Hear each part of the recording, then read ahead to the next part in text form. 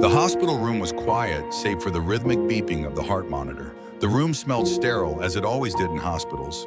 Disinfectant, a faint trace of antiseptic. Edward Hastings, an elderly man whose features had been softened by years of age and the weight of experience, lay in the bed. His face was pale, almost translucent, and his hands, once strong and steady, now trembled weakly against the crisp white sheets. His body, frail and hunched, seemed to sink into the bed, as if the weight of his life was too much to bear.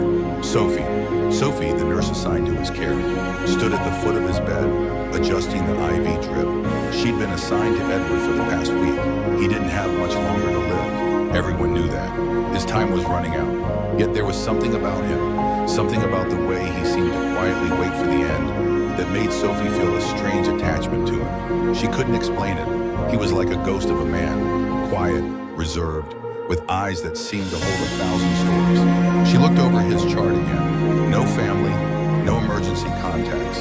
It was as though this man had lived his life alone, disconnected from everyone around him. Yet Sophie knew that couldn't be the case. No one lived their life entirely alone. There had to be someone, a wife, a daughter, a grandchild, someone who cared, but there was no one. And that fact weighed heavily on Sophie's heart. As she prepared to leave the room, she noticed something strange. A letter yellowed with age was sticking out from under Edward's pillow. Sophie had been with him for days, yet she had never noticed the letter before. It was odd, tucked so carefully beneath his frail body as though he wanted it kept secret. Sophie hesitated for a moment, her curiosity getting the better of her. Gently, she pulled the letter from beneath the pillow and unfolded it, her fingers trembling. The paper was thin, old, and fragile, and the handwriting was shaky as though it had been written in haste. She read the words aloud to herself, her voice soft and steady as she processed the emotional weight of each line. To my dear grandchild, I hope this letter finds you well. I wish I could have been there for you, to see you grow, to hold you close. I know time was not on our side, but if you ever read this, know that I loved you deeply, always, Grandpa. Sophie's heart skipped a beat. The words felt so raw, so genuine, and yet there was something missing. No name, no date, no contact details. Just a note from a grandfather to a grandchild, written with love, but no clear recipient. She felt a wave of sadness wash over her. Here was a man nearing the end of his life who had been carrying a letter for someone he loved, someone who had either forgotten him or never received his words. Sophie's curiosity turned into a quiet determination. Who was this grandchild? Where were they? And why had Edward been so alone? Sophie couldn't shake the thought of the letter. She had to find out who this grandchild was. Who was Edward Hastings really? Why was he so alone? And why had he never been able to reconnect with the people he had loved so deeply? She spent the next few hours investigating. She pored over Edward's hospital records, searching for any hint of family, any contact information. But there was nothing. No family listed, no phone numbers, just an address that led to an old unkempt house on the outskirts of the city, a place that seemed abandoned. Frustrated, Sophie decided to dig deeper. She went to the hospital's legal department, hoping to find something, anything that could lead her to Edward's family. She began asking questions. No one had any answers. It was as if Edward had no past, no family, no connections to anyone. But Sophie wasn't about to give up. She asked one last question to the receptionist, who glanced at her and hesitated before saying, "You might want to check with the old records. There's a file for him that might have more information, but it's been tucked away for years." Sophie's heart raced. She knew she was close. She rushed to the archives, where she found an old folder with Edward Hastings' name on it. It was buried beneath a pile of other forgotten files. But as Sophie flipped through the papers, her eyes widened in shock. Edward Hastings had once been a well-known businessman, wealthy and influential. He had been married, and he had a daughter. But something had gone wrong, a bitter family dispute that had led to his estrangement from his daughter. The records mentioned that his daughter had disappeared many years ago, taking her son with her. There was no mention of where they had gone, no leads, no way to track them down. Sophie felt a pang of sorrow. Edward hadn't just lost his family, he had been actively searching for them in his final years. His search had been a quiet, a desperate attempt to reconnect with the daughter and grandchild he had loved so deeply. But it seemed that no matter how hard he tried, he had never found her. Sophie couldn't let it go. She had to find Edward's daughter, or at least find out what had happened to her. She spent hours searching through old legal documents, making phone calls and tracking down leads. And then,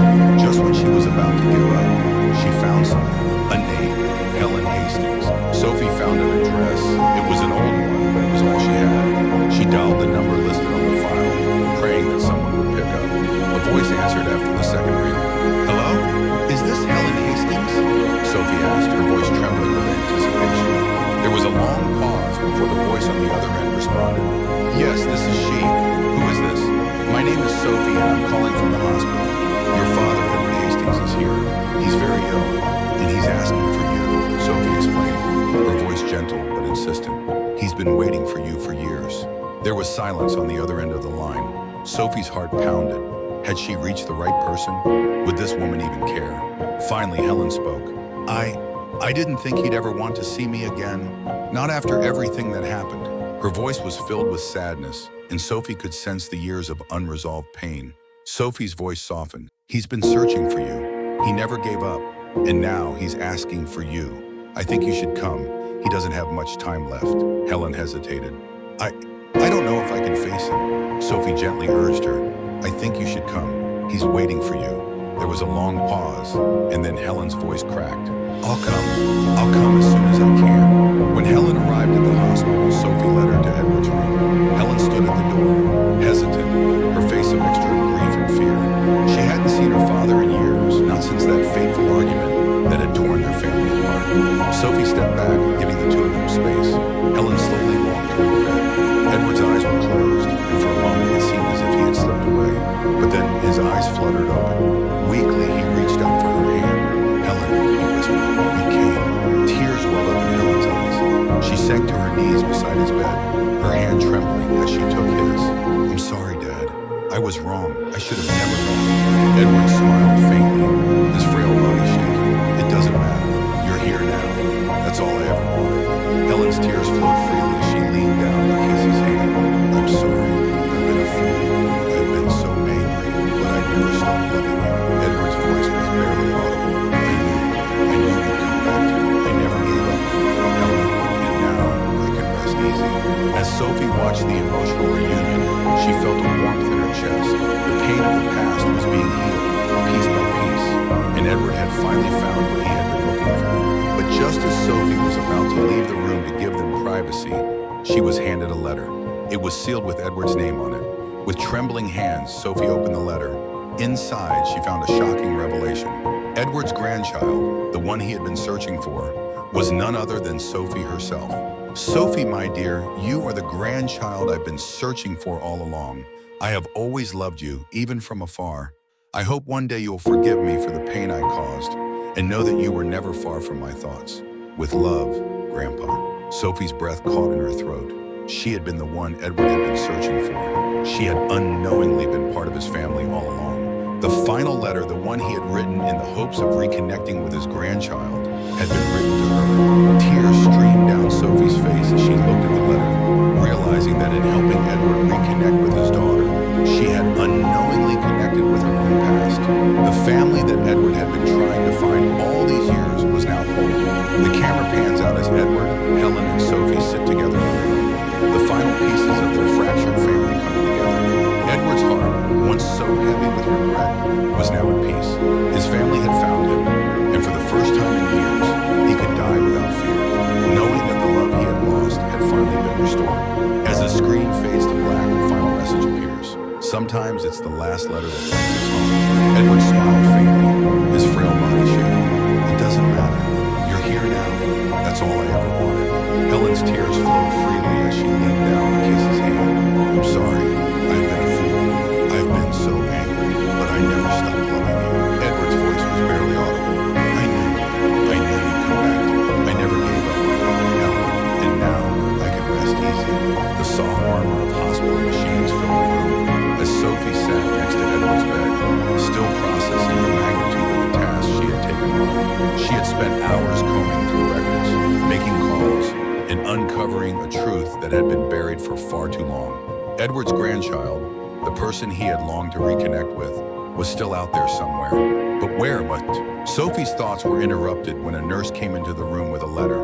It was an old-fashioned envelope, sealed with care, and addressed to Sophie herself. Her heart skipped a beat. Who could this be from? As she carefully opened the letter, she noticed the handwriting was delicate, the letters looping in elegant curves. It was from Edward. Sophie took a deep breath and began reading the letter aloud, her voice trembling as she processed the words on the page. Sophie, my dear, If you're reading this, it means you found my message. You found what I've been searching for all these years, and for that, I'm eternally grateful. But I need to tell you something I've never been able to say to anyone. You are my grandchild. Yes, you, the one I've been searching for all along. Sophie's breath caught in her throat. Her grandchild. It didn't make sense. She stared at the words, her mind racing the process what she was reading. I know this may come as a shock. You were just a child when your mother and I parted ways, and I never had the chance to see you grow up. But I've never stopped thinking about you. I've spent years wondering where you were, what your life had become. And though we've never met, I've always felt you with me. You are my blood, my legacy, and I've loved you from afar, Sophie. I hope one day you can understand. The letter felt like a punch to the gut. Sophie couldn't believe what she was reading. All this time, she had been helping Edward reconnect with his daughter, not realizing that the real connection, the real revelation, was that she herself was the very grandchild Edward had spent his life searching for. Tears welled up in Sophie's eyes as she reread the letter, each word now carrying an unimaginable weight.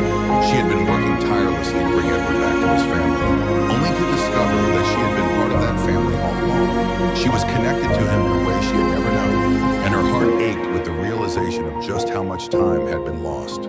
Sophie sat quietly for a long time, the letter clutched in her hands. It was overwhelming, but it also gave her a sense of closure. Edward had always been searching for her, not just his daughter, but her too. This revelation, this family secret, had been hidden in plain sight, and now it was her responsibility to honor it. She took a deep breath and made a decision. She wouldn't just leave things as they were. She had to tell Edward's daughter, Helen, about this.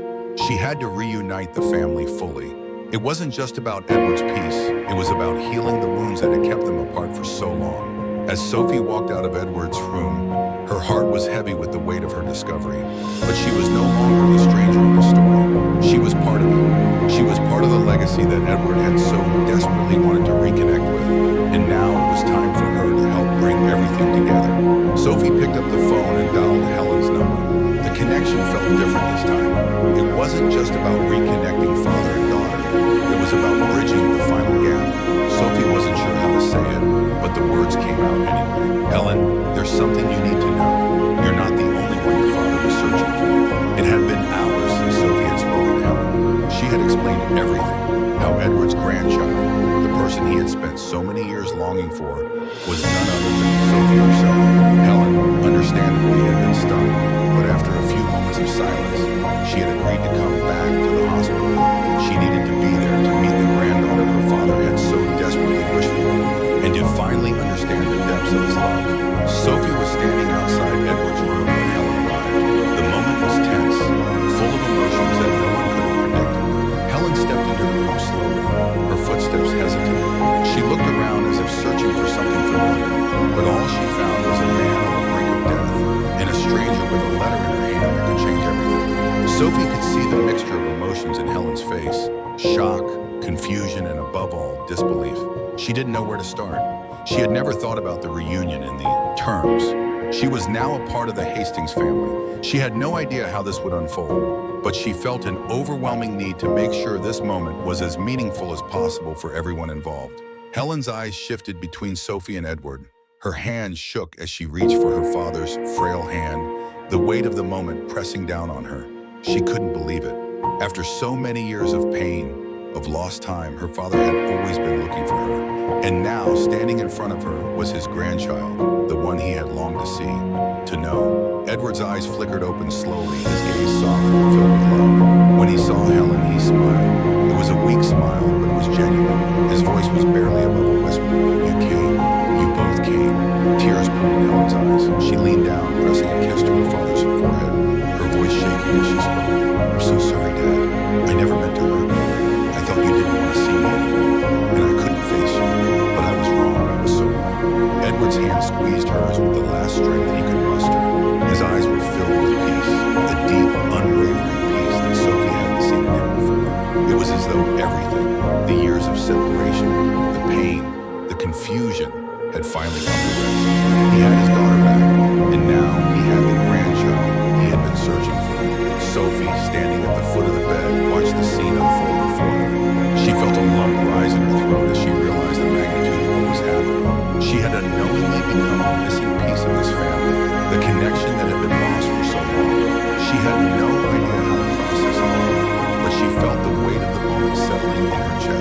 Edward's voice was faint but clear. I knew you would come back to me, and I knew I would see you both again. I never gave up. Helen's sobs filled the room as she held her father's hand. I'm so sorry, Dad. I'm so sorry I left. I never meant to hurt you. Edward's smile was soft, serene. You didn't. You just had to find your way back to me. And now everything is right. The heart monitor beeped steadily in the background, but there was an undeniable sense of peace in the room now. Sophie stepped back, quietly allowing the family their moment. She couldn't help but feel that this was a final chapter, a closure not just for Edward, but for Helen and for herself. The camera slowly zooms out as Sophie watches them, the family reunited at last in the most unexpected of ways. The weight of years of hurt, of silence, was finally lifted. The room, though still a place of sorrow, felt different now. It was a space filled with love, connection, and redemption. As the screen fades to black, the following words appear. Sometimes the last letter is the one that brings us home.